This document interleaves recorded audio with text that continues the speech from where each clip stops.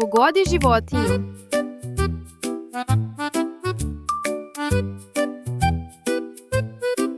Koji tragovi su ovo? Možeš li pogoditi?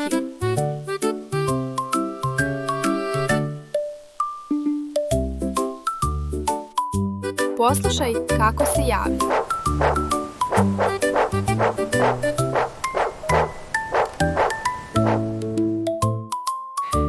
Bravo, to je pas. Pas je najbolji prijatelj čoveka i čuva kuću. Pas laje pred kućicom straže.